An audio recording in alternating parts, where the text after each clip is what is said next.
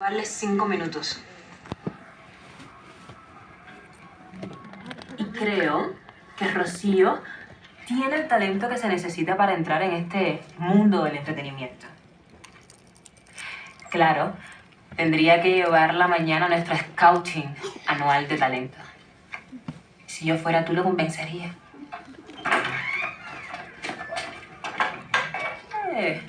¿Y quién es esta cosa tan linda?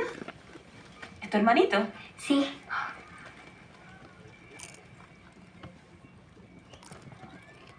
¿Cómo te llamas?